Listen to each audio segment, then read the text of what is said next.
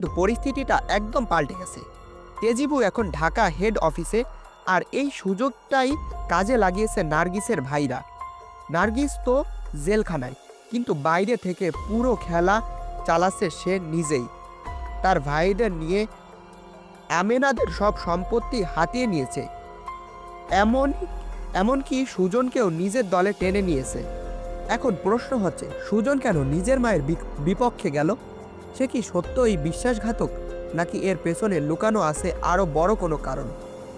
অনেকে ভাবছে সুজন পুরোপুরি নার্গিসের হয়ে গেছে, কিন্তু সত্যটা অন্য জায়গায়।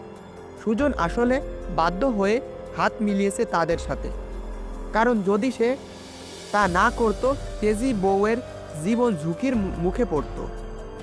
এদিকে শফিক এখন একাই লড়ছে। সবাই যখন মুখ ফিরিয়ে নিয়েছে, তখনও সে একা দাঁড়িয়ে আছে আমেনার পাশে। আর দূর থেকে সুজন গোপনে সাহায্য করছে শফিককে, কিন্তু কেউ জানে না সে কোন দিকের খেলা খেলছে আসলে। তবে সবচেয়ে বড় টুইস্ট এখানে সামনে। নার্গিসের জেলে যাওয়া আসলে ছিল একটা সাজানো নাটক, কারণ খবর এসেছে তার স্বামী এখন বেঁচে আছে।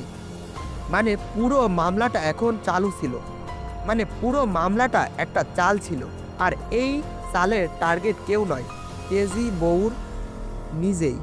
তাহলে কি পরের পর্বে তেজি বউয়ের চাকরি এবং সম্পর্ক দুটোই ঝুঁকিতে পড়তে যাচ্ছে? এবং নার্গিস কি আবার ফিরে আসবে আরও বড় প্রতিশোধ নিতে? সব সব জানার জন্য সাথেই থাকুন। আর যদি চান তেজি বউ নিরাপদ থাকুক, তাহলে এখনই ভিডিওটা একটি লাইক দিন আর চ্যানেলটা সাবস্ক্রাইব করে রাখুন, কারণ পরের এপিসোড আসছে এমন একটা মোড় যেটা তেজি বউ ইতিহাস বদলে দেবে।